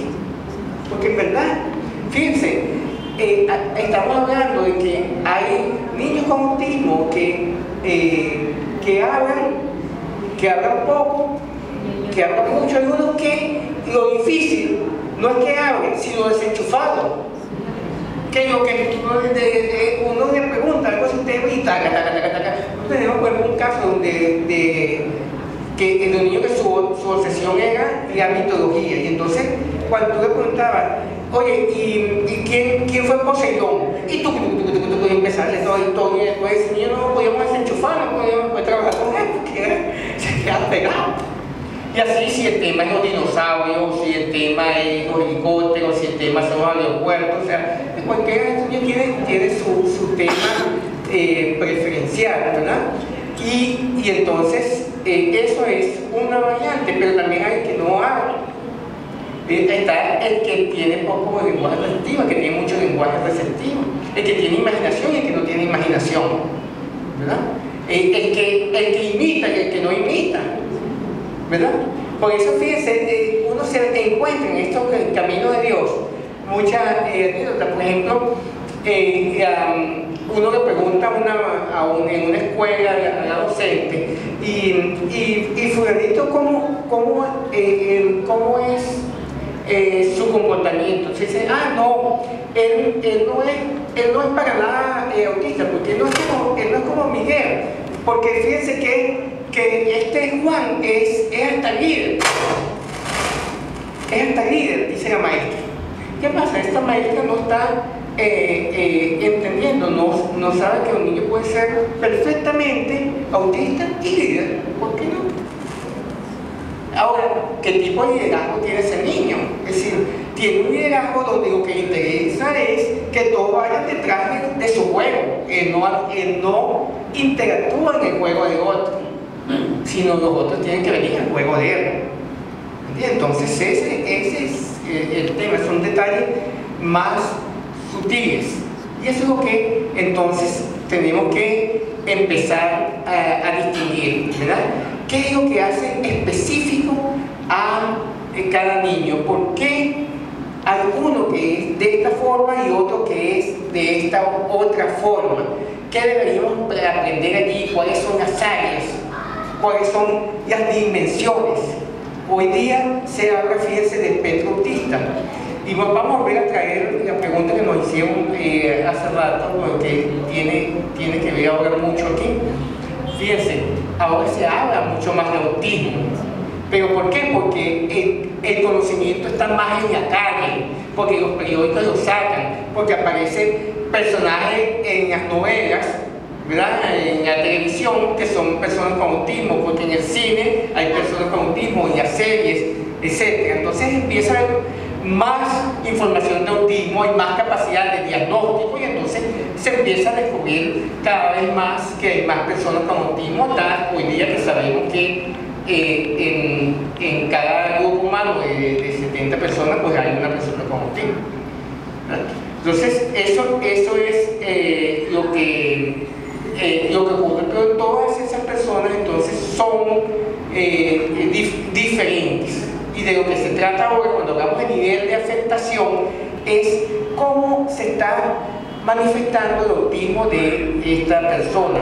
Fíjense, Marta mencionaba en relación al tema algunos cambios, y esto nos sirve para darnos cuenta por qué es interesante que ustedes hayan venido aquí, y por qué, aunque hayan venido aquí, oye, va a ser interesante que después vayan a otro taller donde puedan aprender más, porque fíjense, así como decimos, autismo ha habido desde que la humanidad es humanidad, conocimiento de autismo no ha habido desde que la humanidad es humanidad. Es decir, hablamos de autismo hace muy poco. Es decir, la humanidad tiene miles de años, ¿verdad? Muchos miles de años, ¿verdad? Millones, ¿verdad? Pero hablamos de autismo solamente en los últimos 100 y piquito de años, es decir, en el último instante de la historia de la humanidad, y más todavía, las primeras décadas de esos 100 y piquito de años, lo que decíamos eran exabruptos, es decir, mostrábamos que no sabíamos nada. ¿Saben qué hacíamos? Tristemente, pues decíamos, este niño tiene algo que es como una esquizofrenia infantil, hay que separarlo de la familia, hay que hacer el electrochoque. Y eso es lo que se hacía. Y no es lo que se hacía aquí en Lima, porque esto es un pueblo, o en Buenos Aires porque está en Sudamérica, o en Quito porque es en Sudamérica o en Caracas porque es Sudamérica. No, no, es lo que se hacía en las mejores capitales del mundo. ¿Verdad? Se hacía en Europa, se hacía en Nueva York, se hacía en Chicago, se hacía en París. ¿Qué se hacía? Este tipo de cosas horribles que estoy contando, porque éramos ignorantes como humanidad de todas estas cosas. Por ejemplo, disculpe, me gusta ver, ¿no? Porque tengo un hijo así, documentales, que lamentablemente, como mi hermana dice, en Europa hacían maneras muy drásticas. Los amarraban en camas para tenerlos como experimentos, pero gracias a Dios que hoy en día hay terapias, y es por eso que asistimos a charlas y a talleres. Sí, bueno, efectivamente, entonces esto es de lo que se trata un conocimiento hoy día, como decía Marta, lo que ya no hablamos de síndrome de Asperger y de autismo, autofuncionamiento, no, todo eso se llama espectro autista. El término oficial que se usa todavía es trastorno de espectro autista, un término que va a cambiar. Y pueden anotar eso ahí porque todavía lo habla como trastorno y ahí hay un problema. Es el término actualmente oficial, que TEA. Es espectro autista o condición espectro autista.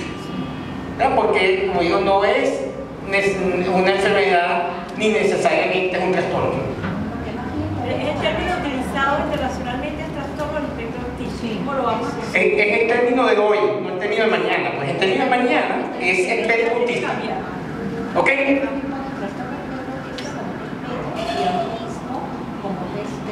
No, sí, por eso, no, eso es impropio. Eso es impropio. O sea, realmente estamos hablando de un espectro. Y hablamos de un espectro porque hay por allá uno que desde viejito vemos que están dentro del espectro y por acá uno que, oye, dudamos si está dentro del espectro o no. Esa es la realidad. En realidad se puede decir entonces que ningún autista o ninguna persona que tiene esta condición es igual a otra. Ninguna es igual a otra y lo vamos a ver muy rápidamente. Ahorita ya vamos a mostrar esta idea del nivel de afectación, le vamos a decir dónde pueden estudiar más y si algunos de ustedes después quieren realmente aprender acerca de eso, pues tienen la oportunidad de hacer el diplomado en autismo. Pero vamos a entender lo que quiero es que cuando salgan por esa puerta en la tarde de hoy, sepan exactamente lo que es detección, lo que es diagnóstico y lo que es nivel de afectación. Y el nivel de afectación, cómo nos sirve para saber en qué punto del espectro está mi hijo. Esto es algo que se llama IDEA.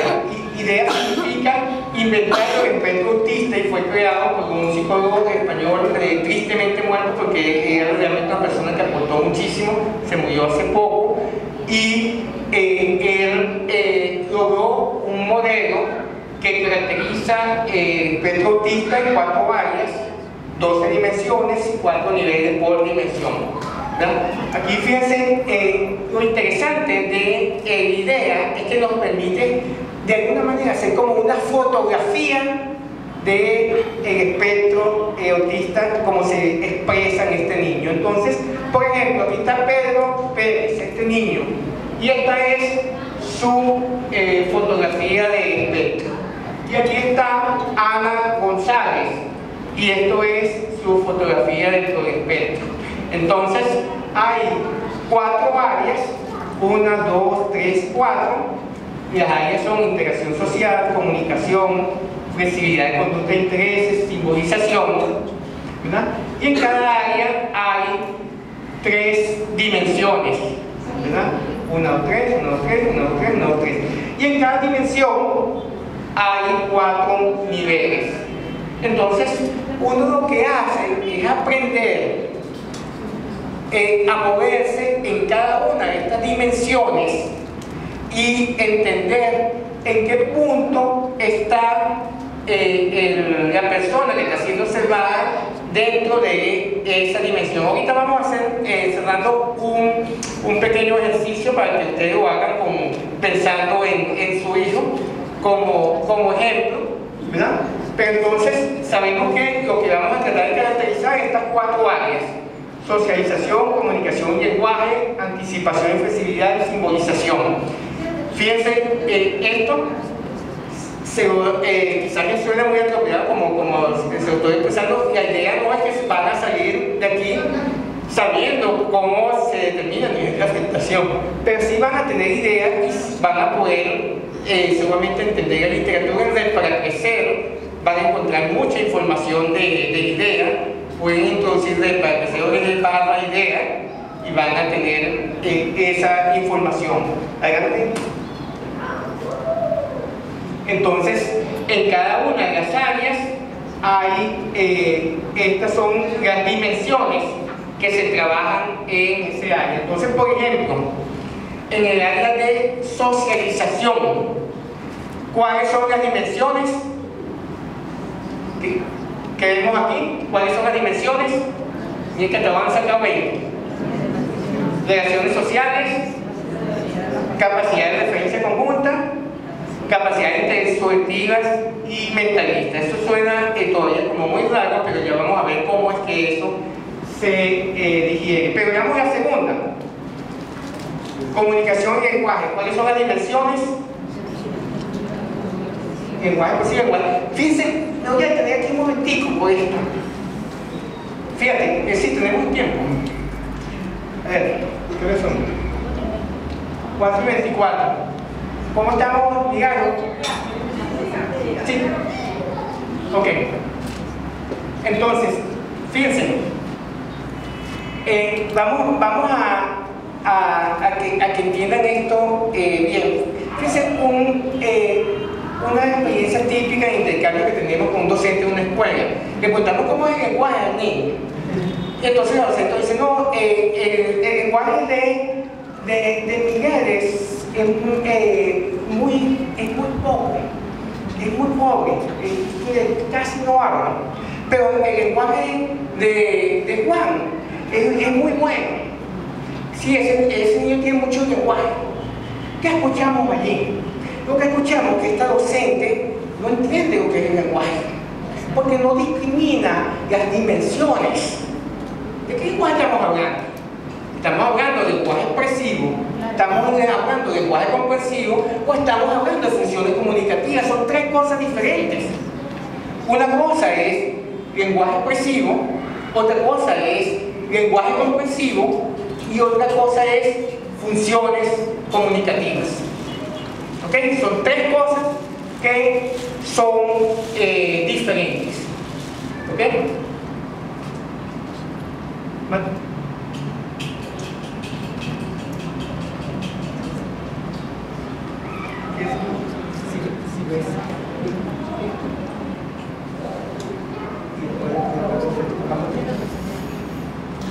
Ok, bueno, fíjense lo que veníamos hablando. Este inventario IDEA es muy práctico para trabajarlo con los docentes de nuestros hijos.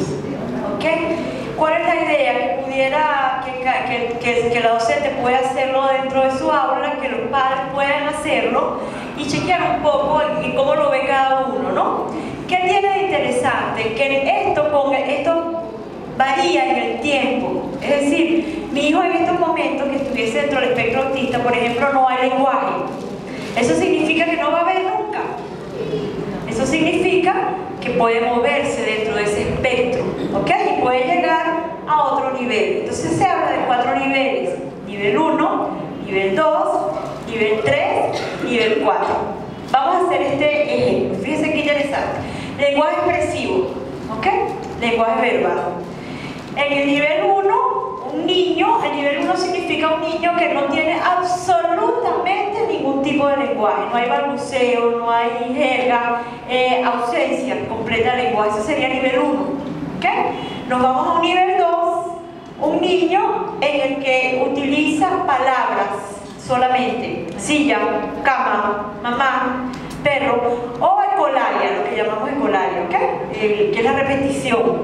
Hola, hola, lindo, lindo. Eso significaría un segundo nivel, ¿ok? Puede haber un niño que esté en un tercer nivel. ¿Qué es un tercer nivel? Hay oraciones ya hay frases. Fíjense cómo vamos aumentando los niveles. 0 lenguaje, 0, 0, el 1, palabras y ecolalia, el 2 a través de oraciones. Perdón, el 3. Y el nivel 4 hay un lenguaje discursivo, ¿ok? Pero es un lenguaje que es bastante limitado si lo observamos. Esa conversación que esperamos de ping-pong, yo hablo, tú me escuchas, tú hablas, ahora yo te escucho, ping-pong, suele ser bastante limitado. Es el niño que uno le dice, ¿cómo te fue hoy, mi amor? Bien. Y pasaron 50 cosas y no sabemos, ¿ok? No hay esa, a pesar de que lo tiene todo el lenguaje que quiera, no lo expresa, por ejemplo, o al revés, puede darse allí lo que llamamos una verborrea, ni escucha ni sigue la conversación, tiende a haber un lenguaje limitado allí. Entonces, eso es una manera de cómo manifestar el lenguaje. ¿Qué significa eso? Que si mi hijo está en un nivel 1, ¿se va a quedar aquí para siempre? No. Eso es lo que nos hace decir, en el lenguaje expresivo estamos aquí. ¿Qué hago para pasar a un nivel 2? ¿Qué hago para que ese hijo que no habla pueda empezar a pasar a un nivel 2 donde pueda empezar a decir palabras? ¿Qué hago? Bueno, yo agarro el tetero y se lo coloco arriba. Tiene que pedírmelo. Pero ¿cómo me lo va a pedir si no habla? Lo insisto, lo instigo. Mi amor, mira, tetero, pídemelo. Buenísimo, aquí está. ¿Okay? Yo instigo a que él entienda, si tienes todos sus órganos fonoarticulatorios intactos, que él entienda que puede hablar, pero porque no le interesa. Pudiera ser el caso. ¿Okay? Entonces instigo ese lenguaje. Si en vez de eso, el niño, por ejemplo, que tiene 2 años y medio, tú le muestras el tete y él lo quiere, porque te puede entender todo, pero tú dices tete y él te dice, o sea, ni siquiera te dice, o sea, se frustra, ¿no? Porque si tú no le das las cosas, muchas veces se frustra y lo que hacen es ¡ah! O sea, si tú no le das, y llora. ¿Sabes que eso es un círculo vicioso? Se lo doy de una vez porque si no se frustra. Entonces, para que no se frustre, se lo doy. Entonces, ¿en qué momento lo obligamos a que lo exprese? ¿Qué queremos ahí? Queremos varias cosas. Primero, que señale, queremos un niño que trabaje, esto se llama gesto protodeclarativo, que es que él sienta necesidad y pida, ¿ok? Muy bien, eso lo trabajamos, pero también instigo a que haya una vocalización, que sea y lo aplaudo muchísimo. Eso se llama que la experiencia sea significativa, que él entienda que está ahí, que es para él. Se va a frustrar, va a llorar, se va a tirar al piso y se va a privar. Tú lo sabes, pero si tú lo haces todos los días y eres insistente, él sabe que tiene que hacer un sonido para que lo haga. Pero no necesariamente que repita la palabra tete, o sea, basta con que sepa, eso es la parte inicial. ¿Hacia dónde vamos? A que poco a poco, progresivamente, va a llegar un momento, y va a ser muy emocionante, cuando te diga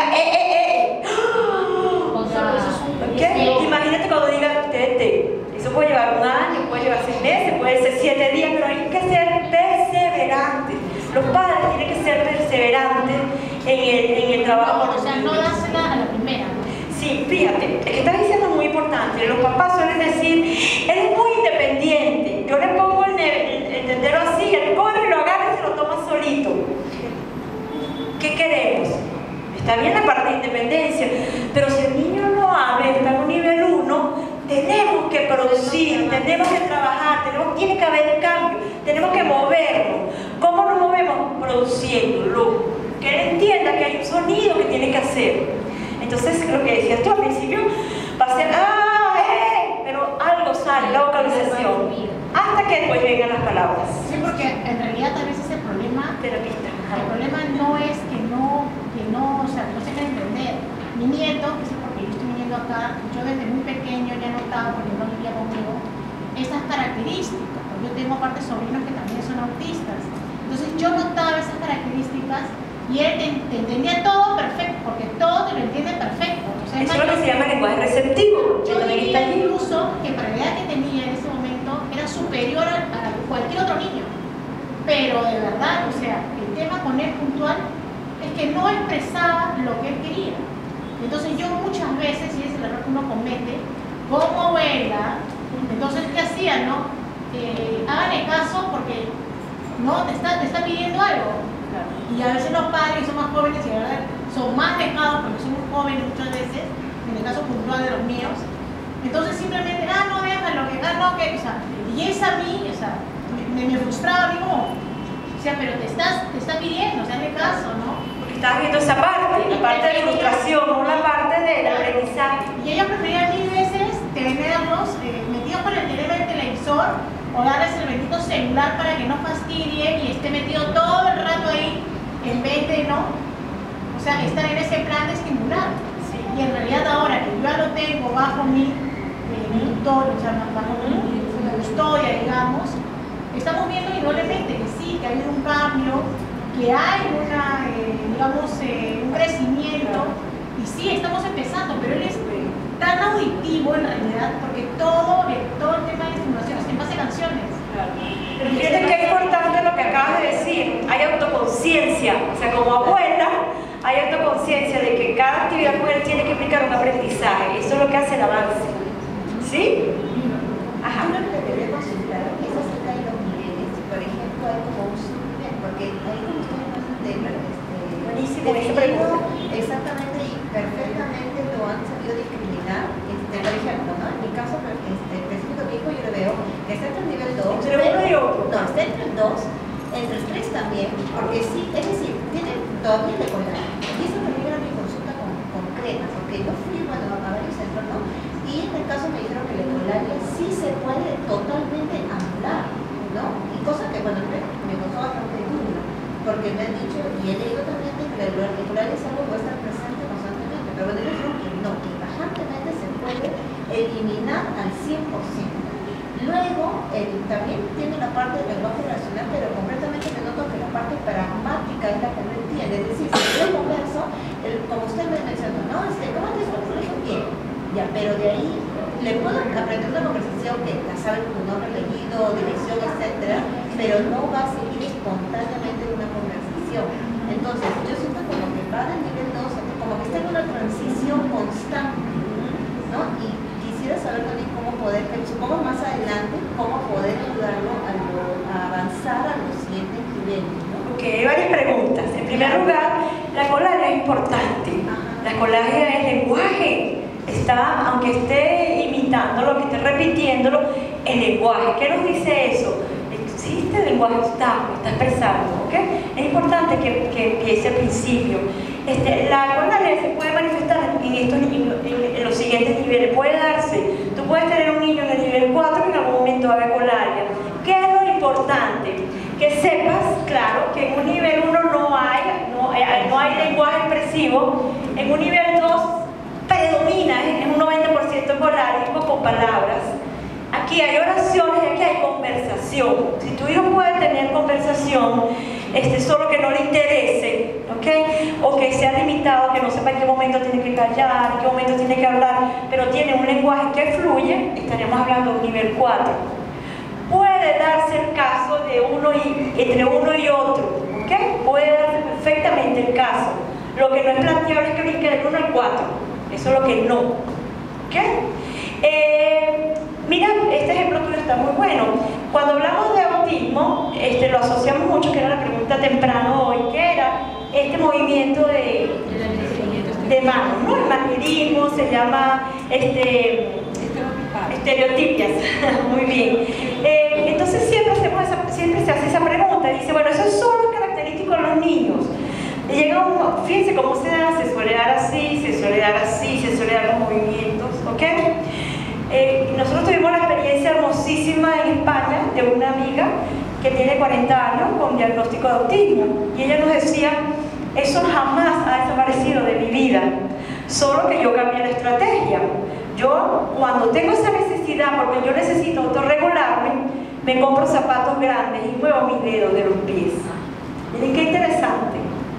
Qué cosa tan interesante. Lo que yo veo es una característica propia de estas personas, el hecho de muchas veces tener contacto con el suelo y no estar con los zapatos. Sí, eso tiene que ver con procesamiento sensorial, tiene mucho que ver con los sentidos. Fíjense, cuando se evalúa autismo tiene mucho que ver esas preguntas. para poder entender las características. Los niños que no soportan el sonido, ¿ok? Los niños que no soportan los ruidos, pues, los niños que no soportan las etiquetas de la ropa. O algunos que no dejan que los abracen o los toquen. Sí, o sea, yo quiero los abrazos, me muero por un abrazo, pero no quiero que me toques. Pero ojo, ellos no se dejan abrazar por cualquiera.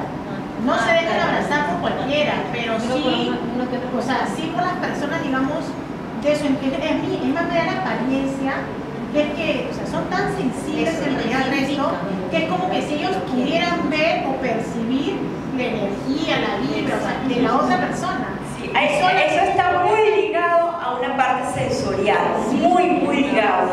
Eso está demostrado. Por eso que cuando hacemos la pregunta si cada persona es única dentro del espectro autista, sí, así como cada uno de nosotros somos únicos, qué cosa tan impresionante, cada niño dentro del espectro autista es único. Aquí pudiera estar el niño que abraza, y un abrazo tan sentido que uno no lo olvida nunca, y está el niño, por ejemplo, que jamás tolera abrazos ni de los padres. Está el niño en que rapidito, porque a lo mejor se ha trabajado, pero eso se trabaja. Esa es la parte más hermosa de entender. Es un proceso que si se hace, mientras más temprano se haga, la historia es otra. Hemos tenido experiencia de niños que no toleran el contacto del padre, de la madre, de la familia, y que con un trabajo adecuado, poco a poco lo va aceptando, ¿ok? Quizás haga así cuando lo abrazan, quizás se voltea, quizás pone la cabeza, pero lo aceptas, ¿ok? Entonces, bueno, volviendo a este tema, ¿qué es lo hermoso de este inventario? Que los padres, los terapistas, los docentes ven en dónde está y en dónde puede estar, ¿ok? A través de Red para Crecer tenemos esta herramienta en que cada quien lo hace el docente, lo hace el padre, lo hace el terapista, y lo chequeamos juntos, en primer lugar. Segundo, chequeamos avances, es decir, estamos aquí, en 3 meses vamos a evaluar, en 6 meses volvemos no sé si la palabra es evaluar, volvemos a registrar, volvemos a chequear dónde vamos, ¿ok? Esto no permanece fijo en el tiempo, esto varía, y esto es lo que nos permite aterrizar, es decir, aquí estoy, qué interesante, en el lenguaje, en el nivel de lenguaje expresivo, mi hijo está en el número 2. Es decir, dice palabras. ¿Cómo lo trabajo? ¿Cómo incito a que diga palabras? Con sus temas de interés. Esa es una estrategia buenísima. Si la locura de mi hijo es la comida y el tema está en que le dé la fruta que quiere, dímelo. Entonces mi hijo está en el nivel 2. Dice palabras. Ah, qué bueno. Entonces ya me va a decir rapidito guayaba, rapidísimo. ¿Ok? Ya yo ya sé que lo dice, yo lo instigo a que me lo diga un poco más. Quiero comer guayaba. Entonces al principio se va a tirar al piso, se va a poner furiosa. ¡Ay, la guayaba, dámela! Pídemela. Entonces, quiero comer guayaba, rapidísimo. Se la doy, le aplaudo, bravo, buenísimo. Entonces ella sabe que el interés está en la fruta y que tiene que decir la frase, ya no se queda con una palabra. Entonces siempre eso nos ayuda, nos aterriza en el nivel, ¿ok? Si estamos aquí, pasamos para acá. Miren otro ejemplo, no sé si podemos hacerlo con la parte social, ¿nos da chance? Vamos bien a hacer el cierre, porque no tenemos tiempo. Vamos, hay un colegio aquí, entonces tenemos que, la idea que pueden hacer el cierre, fíjense. Pero bueno, vamos rapidito, porque hay la necesidad, ¿no? Rapidito. Fíjense, rapidito, la parte social. El niño que no tiene ninguna relación con otra persona, nivel 1. Ninguna relación en lo absoluto. Puede ser lo mismo la silla que una mamá. Imagínense. Nivel 2, solo relaciones con las personas adultas significativas de su vida. Los padres, los abuelos, la nana, se dice, la persona que cuida cercana. ¿Ok? Oh. Nivel 3, tengo relaciones con mis pares. Ese niño tiene relaciones con sus pares siempre y cuando se instigue. Es decir, ven mi amor, vente que vamos a cantar la ronda con los amiguitos. Él canta su ronda y cuando se termina, se va. Nivel 4, interés con otros niños. ¿Okay? Hay interés, los propician, los buscan, solo que son limitados. Entonces fíjense qué interesante, nivel 1, nivel 2, nivel 3, nivel 4. Pero esa no es solo la parte social, hay otros tres que se estudian, que tienen que ver con la mirada, que tienen que ver con las emociones. Lo importante es entender, cuando hablamos de relaciones sociales, siempre decimos, es que él se aísla, él está dentro del espectro autista porque él se aísla. Y el que no, puede haber un alma de la fiesta que sea una persona con autismo. La hay, y sería nivel 4. ¿Ok? Y también se mueve dentro de ese espectro, es posible. Eso es lo importante que ustedes entiendan como padres, como terapistas, como docentes. ¿Ok? Bueno, fíjense, vamos a hacer entonces el cierre de este concepto del nivel de aceptación. ¿Qué es lo que tienen que llevarse? No me quites la mano.